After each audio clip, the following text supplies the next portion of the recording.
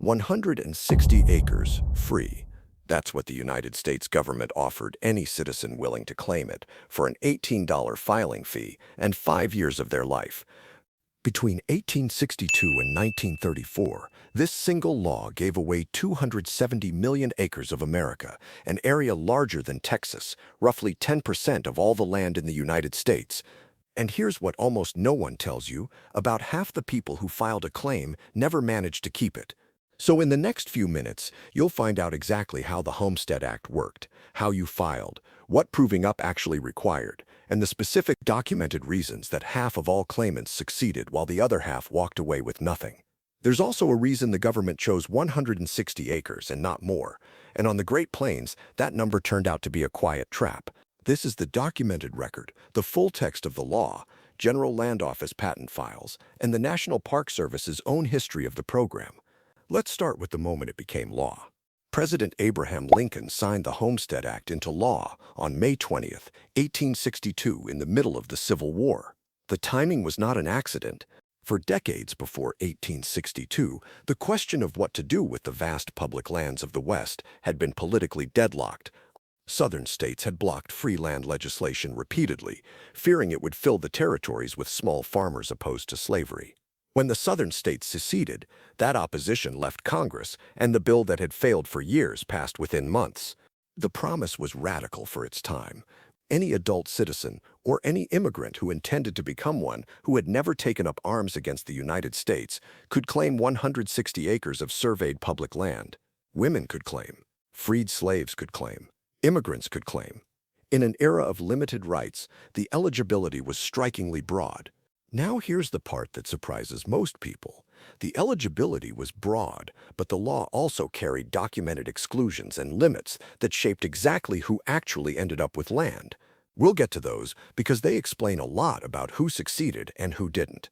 Let's walk through exactly how a person turned that promise into owned land, step by step, the way a homesteader in 1870 would have experienced it.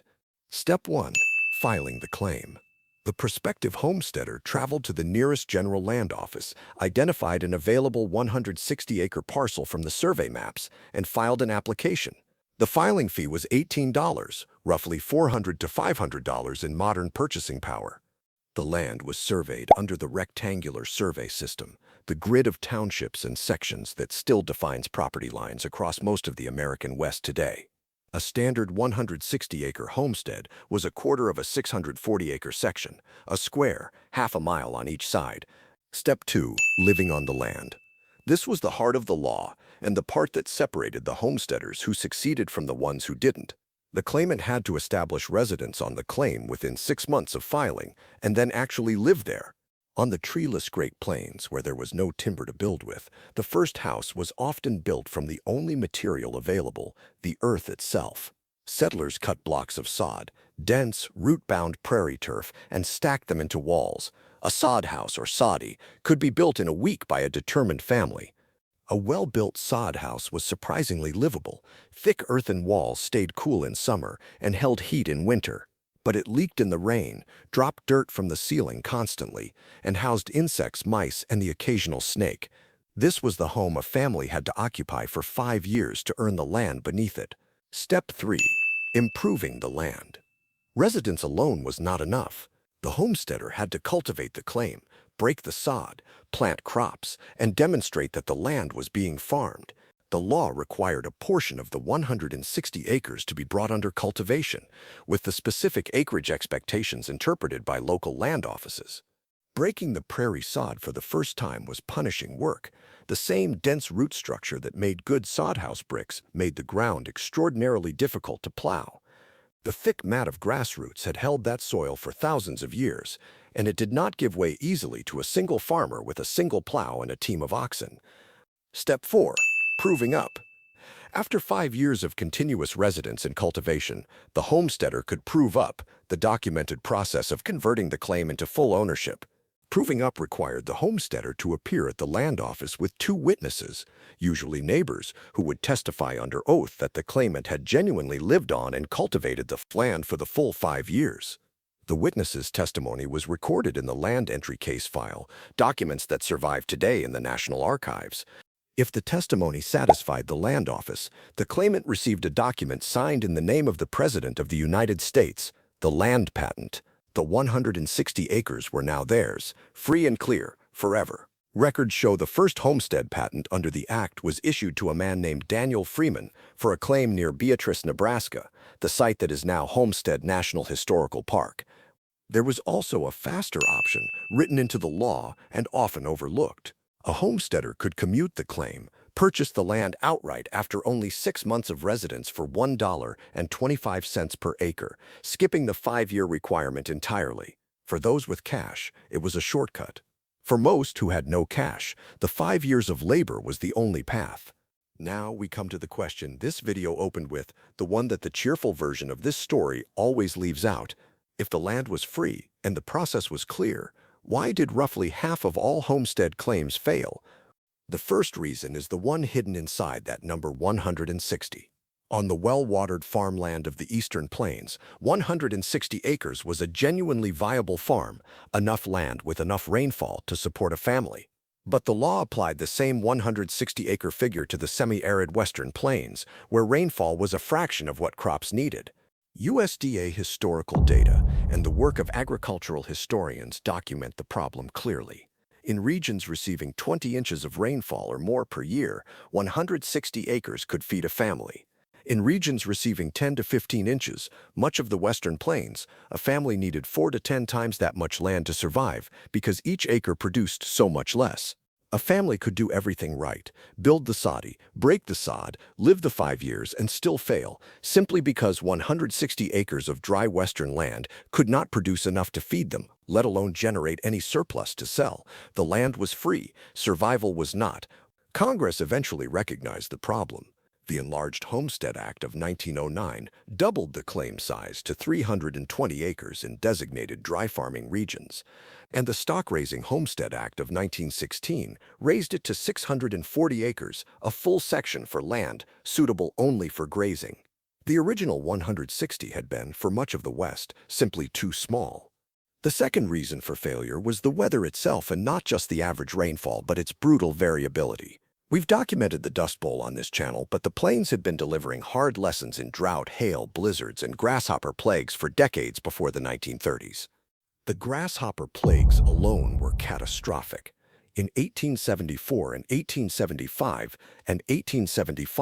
Tosticuive, Loamo Fictuyak, this strawberry, Hodi Kurameu, into Waikantavali Wang Dadionak, Worthsmuyur, and Heaver Bite Bite. Swarms of Rocky Mountain locusts descended on the plains, in numbers documented at the time as darkening the sky, eating not just the crops but the wooden handles of tools, the laundry on the lines, and the wool off the sheep.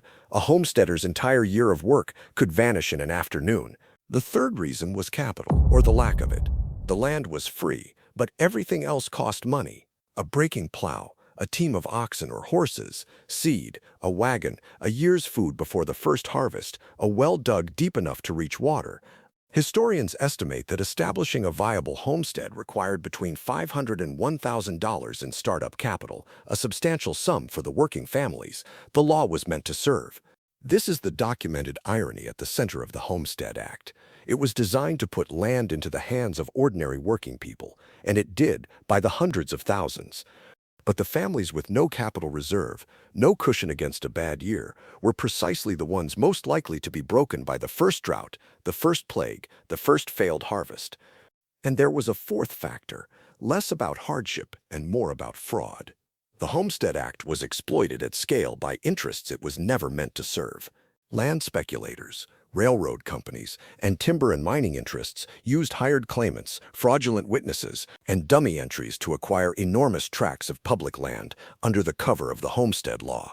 A common scheme had hired men file claims, build token improvements, sometimes a structure just inches in dimension that technically counted as a dwelling, and then transfer the proven-up land to a corporation. The General Land Office, chronically understaffed, struggled to police the fraud across an area spanning half a continent. Exactly how much homestead land ended up in speculator and corporate hands, rather than with genuine settlers, is debated by historians, but the documented record makes clear it was a substantial fraction of the total. So when we say roughly half of homestead claims failed, The picture behind that number is layered. Genuine families defeated by too little land and too little rain, families broken by drought and plague and lack of capital, and claims that were never genuine attempts at farming at all. But here is what that failure rate can obscure. The other half succeeded. Despite everything, the Homestead Act issued roughly 1.6 million land patents over its 72-year life. 1.6 million families who filed, lived the 5 years, broke the sod, and walked out of a land office holding a patent signed in the name of the president. Those 1.6 million patents reshaped the map of the United States. Whole states were settled primarily through homestead claims. Nebraska, the Dakotas, Kansas, Oklahoma, Montana, and Colorado were populated in large part by homesteaders, and the property lines they established still define rural land ownership across the West today. The Homestead Act remained in effect for 72 years in the contiguous United States, until it was repealed by the Federal Land Policy and Management Act of 1976. Alaska was given a 10-year extension, and the very last homestead patent in American history was issued in 1988 to a man named Ken Deerdorf for a claim on the Stony River in Alaska. 1888 to 1988, the last homestead patent was issued within the lifetime of people watching this video. The program that opened the American West did not end in some distant century. It ended in living memory.